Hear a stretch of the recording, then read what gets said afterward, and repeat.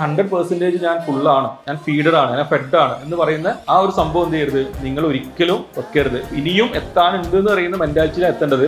Exam ഹാളിൽ എന്ത് ചെയ്യാം, ഓവർ കോൺഫിഡന്റ് ആയാലും ഒരു കുഴപ്പമില്ല. നമ്മൾ എക്സാം സമയത്തുള്ള നമ്മുടെ കോൺഫിഡൻസ് എന്തിനെ ഡിപ്പെൻഡ് ചെയ്ത് നിൽക്കും അറിയുന്നത്, ഭയങ്കര ഉഷാറായിട്ട് പോയിട്ട് രണ്ടാമത്തെ ക്വസ്റ്റ്യൻ പോയി തിരിച്ചു അല്ലെങ്കിൽ മാറി മാർക്ക് എന്ത് ചെയ്യും, അത് രണ്ട് രീതിയിൽ പരിഗണിക്കൂ. ചില ആൾക്കാർ വിറവൽ തുടങ്ങും ആ സമയത്ത് തന്നെ, എല്ലാം പോയി അങ്ങനെയാണ് പോകും, ചിലപ്പോൾ എവിടെ എത്തൂല. അപ്പൊ നിങ്ങൾ മൈൻഡിൽ ഇങ്ങനെ ആലോചിച്ചുകൊണ്ടിരിക്കൂലേ, ടെൻഷൻ ആവാൻ തുടങ്ങും. ഭയങ്കര ആവേശത്തിൽ പിന്നെ ഓൾ ദ ബെസ്റ്റ് കൈയൊക്കെ വിട്ട് കെട്ടിപ്പിടിച്ചൊക്കെ പാരന്റ്സ് പുറത്തുനിന്നുണ്ടാവും, കയറിയാണ് ഇറങ്ങി അടിപൊളി ഉത്തരം മാറി മാർക്ക് ചെയ്യും. അത് നിങ്ങൾ ചെയ്യുന്ന പറഞ്ഞാൽ അതിന് പെർസെൻറ്റേജ് ഉണ്ട്, അതായത് എക്സ്റ്റേണൽ ഫാക്ടേഴ്സ് എന്തൊക്കെയോ നടക്കുന്നുണ്ട്. നമ്മുടെ കയ്യിലുള്ള കാര്യങ്ങളൊന്നും, നമ്മുടെ കയ്യിലില്ലാത്തൊരു കാര്യത്തിനെ കുറിച്ച് നമ്മളെങ്ങനെ കോൺഫിഡൻസ് കൂട്ടുക, ഒരു ഔട്ട്കം ഉണ്ടാവും. എന്താണ് നിങ്ങൾ ഇതിന്റെ ഏറ്റവും വേഴ്സ്റ്റ് സിറ്റുവേഷൻ നടക്കാൻ പോകുന്നുള്ള ഔട്ട്കം ഉണ്ടാവും. നിങ്ങൾ നീറ്റ് ആയിക്കോട്ടെ എന്തായിക്കോട്ടെ അതങ്ങോട്ട് എക്സ്പെക്ട് ചെയ്താൽ പിന്നെ വലിയ പ്രശ്നം ഉണ്ടാവാൻ ചാൻസ് ഇല്ല. നിങ്ങളെ കോൺഫിഡൻസിന്റെ കാര്യത്തിൽ ആരും നിങ്ങളെ എന്ത് ചെയ്യാൻ പറ്റും, ഓവർ റൈഡ് ചെയ്യാൻ കഴിയില്ല. അതായത് ഇപ്പോൾ ഇൻവിജിലേറ്റേഴ്സ് എന്തൊക്കെയോ പറയുന്നത് എന്തേലും പറഞ്ഞോട്ടെ, നമ്മൾ ഒരിക്കലും അവർക്ക് കൺട്രോൾ ചെയ്യാനൊന്നും കഴിയുണ്ടാവില്ല.